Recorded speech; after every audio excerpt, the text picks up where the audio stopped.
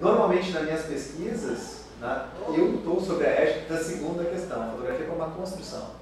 Né, desconstruir essa fotografia e pensá-la num sistema que a suporta e em circuitos de consumo da fotografia.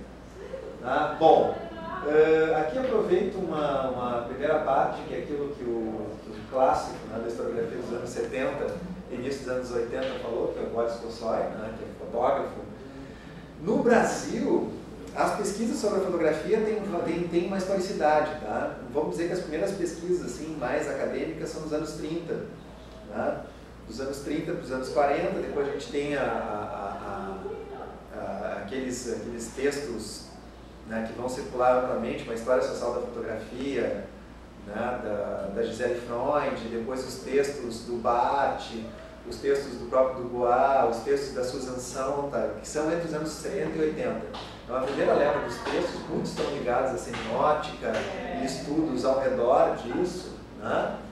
E depois nós vamos ter outras discussões a partir dos anos 90, que é o que eu passo na segunda etapa aqui. Mas vamos dizer, no Brasil, as primeiras pesquisas, as primeiras tentativas de acervo e tal são dos anos 40, né? Os filhos lá do Ferrez, do Gilberto Ferrez e outros começam a se preocupar que as fotografias estão desaparecendo, se cria um fundo lá na Biblioteca Nacional e tal, começa a discutir, colecionadores privados aparecem em 70. Hoje de manhã a gente estava discutindo, a Funarte vai criar um sistema de acervo, conservação e publicações sobre fotografia, e os MIS são criados entre os anos 60 e 70, quer dizer que começa a ter acervos organizados nos anos 60, política de acervos nos anos 70 com publicação e as primeiras publicações, digamos assim, teóricas. Um dos primeiros é o Boris Kossoy, e lá dos anos 70 para os anos 80 ele fazia essa diferença, uma história da fotografia e uma história por meio da fotografia. Bom, simplificando muito, a história da fotografia é tudo que tem a ver com o desenvolvimento mais técnico, dos equipamentos, das técnicas, mas também da profissão do fotógrafo. É aquilo que eu disse, uma história social, né? Como a sociedade foi de alguma forma, se apropriando dessa técnica, como é que essa técnica foi usada e como ela modifica, né, a sociedade de uma certa forma. O status do fotógrafo vai modificando. Né? Inicialmente ele é um pintor, um artista, que adere à fotografia, depois passa a ter o fotógrafo industrial, que é o Disney, que inventa a carte visite, depois eles ficam totalmente mal afamados, né, num congresso em Turino, aquele texto da Ana Teresa Fabrix, né? 4 tipos de fotógrafo: o artista, né? O fotógrafo profissional, o fotógrafo fabricante de imagens e o batedor de chapas, que é aquele que é o doméstico. Se cria esse elenco, né? Tem vários tipos de fotografia, e cada um deles tem um domínio da técnica, cada um deles tem um status social e cada um cobra de uma maneira diferente, tem um valor, isso é diferente. Né? Então isso aí é a história da fotografia. Quer dizer, da técnica, das câmeras, das películas, das revelações, das questões que estão por trás. Uma história por meio da fotografia, ela não prescinde da história da fotografia, que tem que ser conhecida também, né? Como a história do cinema. Quem faz a história e cinema, por exemplo, pode prescindir da história do cinema, quer dizer, as etapas, né, da formação, até que é uma indústria, os estúdios, etc. Né?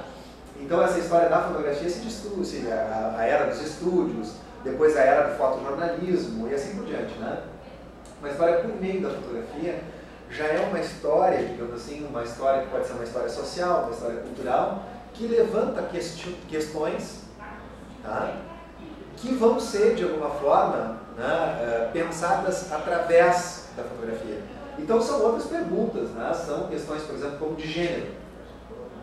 E aí nós vamos ver como é que a fotografia vai trabalhar isso. É uma questão bem, né, na verdade vem desde os anos 70, mas chega ao Brasil nos anos 90, como é que a fotografia tem uma importância muito grande essa questão de gênero. Quando a gente vê as revistas dos anos 20, a gente vê que ela está sendo pensada em função de uma leitora mulher, né, e os retratos são sobretudo os retratos femininos, as mulheres começam a ocupar mais o espaço público, então elas estão muito presentes nas revistas ilustradas, que é praticamente para ela, uma boa parte das sessões, escritas por homens, inicialmente, né? Então essa questão de gênero está muito presente aí. A cidade, a fotografia é utilizada desde o século XIX, desde a sua invenção para trabalhar a cidade, porque a cidade, o urbanismo e a fotografia são invenções mais ou menos paralelas no tempo. Então a cidade se destrói, se reconstrói com novas concepções urbanas e modernas, e a fotografia acompanha a demolição e a reconstrução. Junto nisso, as questões do patrimônio também estão presentes, porque o Gray e uma série de fotógrafos do século XIX foram chamados a fotografar, por exemplo, o Louvre e as igrejas, etc., porque elas iam passar por fases de reconstrução. E aí, nesse sentido, era preciso fotografar todos os detalhes antes para tentar ficar mais fiel possível, né? Então, esses trabalhos fotográficos são álbuns, estão na Biblioteca Nacional da França, né? Que são grandes estudos sobre os monumentos, né? Então, inicialmente, essa fotografia foi muito aliada aos processos de destruição e reconstrução da cidade, do patrimônio, seus monumentos e tal. E tem uma história da fotografia da cidade também, que começa com monumentos e vai chegar às pessoas lá do outro lado. Inicialmente, a fotografia, por questões técnicas, precisava de coisas muito paradas, referentes muito parados. Por isso, a primeira fotografia é um telhado de uma pequena cidade, né, do Niepce, ou o banquete, né, que são as duas primeiras fotografias, são coisas bem distantes. Depois é que ela vai ter a capacidade, a partir de 1969, foto instantânea, Moublet e outros, de pegar coisas mais em movimento. A cidade, grupos, classes, representações, essas coisas podem ser estudadas através da fotografia. Quer dizer, não só conhecer a história da fotografia, mas agora colocar um problema que vem de fora, e a fotografia vai estar ao lado, eventualmente, de outras fontes, ou vai ser só fonte privilegiada, mas deve ser pensada assim, enquanto respondendo uma questão que é externa, de uma certa forma.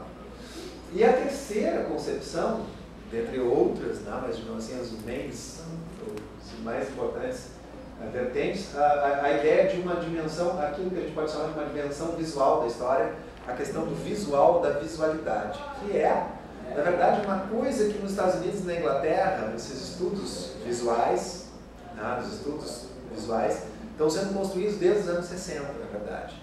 Esses estudos visuais eles começaram em programas em universidades inglesas e americanas, juntando várias áreas diferentes. São estudos pós-coloniais, são estudos culturais, estudos de gêneros, estudos de literatura, cinema e tal, se reuniram e criaram essa discussão sobre a questão dos estudos visuais. E os estudos visuais, eles passam a discutir não mais uma questão específica, lá a cidade, a mulher, a elite, tal, mas sim a visualidade em si. Como é que uma sociedade se constrói visualmente? Quais são os padrões visuais que ela coloca? O que ela torna visível? O que ela deixa invisível? Né? A questão do olhar, que é uma questão propriamente imagética. Né? São, digamos, as estruturas internas das imagens. Né? Como a gente tem, por exemplo, exemplos clássicos, né? Para falar da pintura, por exemplo, o olhar renascente, o olhar que se cria a partir de uma perspectiva. Um olhar altamente ordenado tem um ponto de fuga que ordena toda a estrutura da imagem. As pessoas, os prédios, etc., estão ordenados a partir de um ponto central. Tá? Então há um processo de ordenamento do olhar claro. Então isso é uma concepção, isso é uma visualidade. Convenção e linguagem? Como? Convenção e linguagem? Mais ou menos nesse sentido. Ela é uma convenção, é uma linguagem que é dominada pelos fotógrafos, digamos assim, reproduzida. Só para dar um exemplo, no século XIX, quando a fotografia surge, o regime de visualidade está muito ligado à pintura inicialmente. Então, a linha do horizonte era a linha do horizonte utilizada pelos pintores. Né? Quer dizer, ela estava mais ou menos no meio do quadro. O quadro, se falava de quadro fotográfico também, né?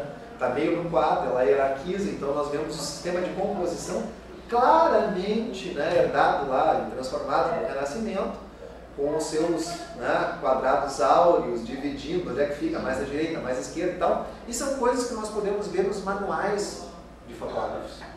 Os manuais de fotógrafos do final do século XIX, início do século XX, trazem essas convenções. Então nós podemos ver como é que eles estão dialogando na área como é que eles estão construindo a imagem. Né? Então essas questões estão por trás. Né? Que depois entra o cinema.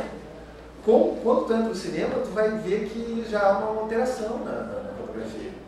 A fotografia vai buscar mais o instantâneo, vai multiplicar as fotografias, né? Porque aí ela já tem uma outra linguagem que compete com ela. Então ela fica entre a pintura e o cinema, que é uma nova técnica, então ela começa a dialogar com os dois, assim como dialoga, né? Como as artes em geral dialogam.